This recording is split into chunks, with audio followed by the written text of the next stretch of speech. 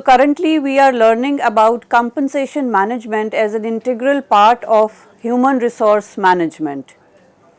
So friends, in the previous couple of lectures, we learned that what is executive compensation, the objectives of executive compensation, the process, the types and the factors affecting executive compensation. So talking of executive compensation, giving you a quick recap, it is a plan that combines the salary, the benefits and bonuses that a company offers to its executives or other top management positions in a company in return for their work. It often helps drive performances and may be contingent on meeting certain objectives. As far as the types of executive compensations are concerned, there are different types and different plans are available for the executives on each level. These can be short term compensation plans, medium term compensation plans or even the long term compensations. As far as the components of an executive compensation are concerned, there are different types of elements that constitute any executive compensation like the salary, then short term incentives, long term incentives, guaranteed severance packages are given, perquisites are offered to the executives and even insurance including health insurance for self and even the dependents. So moving further, what are we going to learn today is rewards and reward management. So whenever we hear the word reward, we all get excited because we all love to be rewarded. We all love rewards. So what is reward management? Reward management is a critical aspect of organizational strategy that focuses on how companies they actually recognize as well as incentivize their employees. It encompasses designing and implementing the systems that ensure fair and consistent rewards for performance, aligning them with the organization's goals. Now, why are rewards important? They play definitely a pivotal role in motivating employees, enhancing their engagement and fostering a sense of purpose. Because when employees feel valued and appropriately rewarded for their contribution or whatever they are performing, they are more likely to contribute positively towards the organization's success. Now just imagine that you are performing a job and you are not even recognized, leave aside being rewarded. So in the long run, your morale would be diminishing. You will feel that my work is not being recognized. Nobody knows what good work I am performing or I am doing. So gradually your morale will fall. You will stop performing up to the best of your abilities. And on the other hand, if whatever you are performing, you are appreciated, you are rewarded for your efforts, you will feel motivated. So that is the psychology behind giving rewards and that is how managements or organizations should leverage rewards management. So what are we going to learn today is what is reward management? What are the aims and objectives of reward management? What are the components of these rewards management or the rewards? And what are the various types of rewards that an organization offers to its employees? So coming to or understanding the first and foremost topic is what is reward management? So reward management is the way in which business forms and implements strategies and policies to reward the employees to a fair standard and in accordance with how the organization values them. So it is not something that is done in an haphazard or a random manner that okay, he or she is performing well, let's give them a reward. No. There are certain policies and strategies that are well defined and designed, and based on those policies the rewards are implemented or they are provided. So, it usually consists of the business analyzing and controlling the employee's remuneration and all the other benefits for the employees. So, according to Armstrong and Merlis, reward management refers to the process of formulating and implementation of the strategies and policies that aim to reward people fairly, equitably and constantly in accordance with their value to the organization. Now, if you understand or read this definition carefully, you will see that there are three words that need to be emphasized upon whenever we are talking of reward management or providing rewards to your people. As an HR manager, you must be very careful whenever you are deciding on the rewards. Number one is fair. You have to be fair whenever you are thinking of rewarding people. Then equitable and constant. So, rewards should be given fairly, equitably as well as constantly. Only then we can say that particular reward management system is an effective one. Now, reward management deals with the design, implementation and maintenance of reward processes and practices that are geared towards the improvement of organizational, team and individual performance. So, ultimately, if an individual performance is improved because of a reward, that will impact the performance of the team. So, for example, if my individual performance increases, so ultimately if I am working in a team, the team performance will also increase. And gradually over the period of time, when all the teams are performing well, the organization itself will start performing well. The organization's performance will also improve. So, that is the, we can say, the long term impact of having a good reward management system. Moving further, what are the functions of a reward system? Why do we need to have a reward system in an organization? Number one, it enhances employee motivation. So, as I just said, that whenever you are rewarded, you feel motivated. So, employees, when they are given attractive rewards, now these rewards can be either financial ones or the non-financial ones. But whatever the case may be it the financial or the non-financial, every reward matters for an employee. So, whenever they are given attractive rewards, the employees feel motivated because they perceive that their work is valued by the organization. And whenever you, as an employee, if you feel valued, your performance will increase. You will be motivated to do better work, more work, effective work.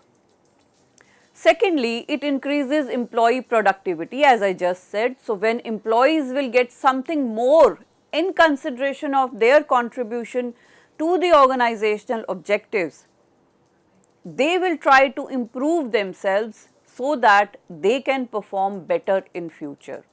And this perception of employees help them to enhance their productivity, thus to fulfill the goals of the organization. So, when you know that this much work has been rewarded, next time you would want to work more, you would want to maybe come out of your comfort zone and do certain jobs which were not under your purview. And in the course of time, you might end up learning some more skills, learning some more new things, and that will further increase your productivity. Then the third function is to retain talented workforce. Every organization wants to retain their talented people. Gone are the days when the focus was on the employer. Today the focus is more on the employee, because employees, they do have the skilled ones, I would say, the skilled talented employees, they do have a number of options in the job market. And we all understand the fact that the major reason why the employees leave their existing workplace is that they do not get satisfied from the pay scale or the other incentives provided to them. We at times do say these things that we are not working only for money, but yes, money or remuneration or the pay scale, salary, whatever we may say, is an integral component, or I would say a major factor of why we are working in our workplace. The day I feel that my pay scale is not up to the mark or not as per the industry norms, or if I leave this particular workplace, go to some other workplace, I would be getting a better pay scale, I will leave that organization. So, under reward system, the employees are provided with variable pay scales, extra incentives, monetary, non-monetary gifts, bonuses, etc. And this increases the morale of the employees and they get satisfaction from the job. And when you are satisfied, you are retained. So, this is one of the other functions of having a good reward system. Then once you are retained, that means that will increase the loyalty. So, the next function is increased loyalty. A reward system will increase the employee's loyalty towards the organization. By a reward system being in place, the employees, they definitely feel valued by the organization and they know that their opinion matters. So, whatever you are saying, whatever you are doing, it matters and it is contributing towards the success of the organization. So, this increases the loyalty. Then of course, there is reduced absenteeism. If you are satisfied in a particular job at a particular workplace, you will not absent yourself. You would actually want to go to the workplace, work more. So, a reward system will reduce absenteeism in the organization because employees like being rewarded for a job well done. And if there is a reward system which is associated to whatever work you are doing, employees will be less likely to be ringing in sick and not showing up for work. So, most of the times what happens is that we are not satisfied, we are just complaining and cribbing, and that leads to not showing up for work, absenting ourselves from work, not feeling like going to work. But when you know that your good work is being rewarded, is being watched, your opinion is being valued, you are being valued, that will, in the longer run, it will reduce absenteeism. Then next function is the optimization of performance management system. So, reward management is one of the key factors in optimizing the performance management system. With the right inclusion of reward strategies, an organization can consistently improve and grow the productivity of their workforce or the employees. So, just as we said that it increases motivation, it increases the productivity of an employee, it increases the team work, the performance of the organization. So, ultimately it will help in the optimization of performance management system. And lastly, the best function we can believe is better market reputation. So, we have heard so much about Google, about Facebook, about Microsoft, Infosys for that matter, that these are the companies that offer very good rewards to their employees. So, that is the kind of a corporate image they have built because of their reward or bonuses system. So, a company that has a reward structure in its organization also appreciates a better market reputation, which plays a pivotal role in different aspects of the company.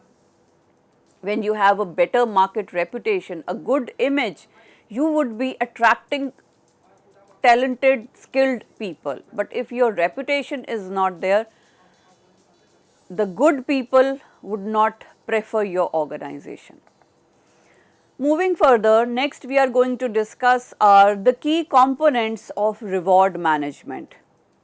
So friends, a right reward system is a blend of monetary and non-monetary rewards offered to the employees. It can generate valuable business results in terms of increasing productivity and loyalty, and has hiring advantages too. Since a good rewards program should make your organization stand out from other employers. Just like Google, Facebook, Infosys or other such MNCs that we often hear about. So, the key components of reward management can be the compensations, the benefits, flexibility, performance recognition and career development. So, let us learn about each one of them, the first one being the wages and salaries. So, in the total rewards model, the compensation is viewed holistically and it comprises not only the base salary but other types of compensations also that motivate employees to perform well. So, for example, a variable pay system, it rewards employees based on performance. Once the employee achieves this level of pay, it must be earned again for each subsequent pay period. The next component is the benefits that go beyond. Now, within the total rewards framework, employers may seek to offer benefits that go beyond the legally mandated minimum of Social Security insurance, Medicare, unemployment insurance, workers' compensation insurance and state disability insurance. Now, the aim here is to give employees a positive perception of the benefits and offer. So, you may wish to consider a flexible benefits or a cafeteria program that we discussed in the previous couple of lectures. The next is work-life balance. So, your work environment should promote a healthy balance between work and personal time. It is very important, especially when we are talking of the corporate culture today. It is very difficult to manage your or balance your work and your personal time. So, if you create an atmosphere that recognizes your employees' needs to have a work schedule that allows them to get enough rest, you foster better morale. So, you can offer them flexible scheduling for those who must take care of elderly dependents or even having very young kids. So, that is what the organizations can offer to their employees. Then the next is career development. So, if you offer professional development, you not only foster employee loyalty, you improve the skills of your workforce, provide tuition assistance, technology training, time off for the outside seminars or mentoring programs that help employees grow in their careers. So, this kind of reward system can also be there. So, most of the times we associate rewards with monetary rewards, but at times career development is also important. And especially if we talk about the technology that we are, the pace of technology is changing, AI is coming. So, what if the organization sends you for a training program on AI that will help you perform your job more effectively, saving on your time? So, that is also a kind of reward. or it offers certain mentoring programs. There are certain organizations that want their employees to obtain certain certifications. So, all these are also a component of the rewards system. So, friends, today we have started learning about the rewards and reward management. So, what do we mean by reward management? What are the functions of reward management? And lastly, we discussed as to what are the components of reward management, vis-a-vis the wages and salaries can be there, benefits that go beyond like the Medicare, the unemployment insurance, and flexible benefits, cafeteria program, having a work life balance, and career development for the employees. So, we will continue with more topics of reward management in the next lecture. Thank you.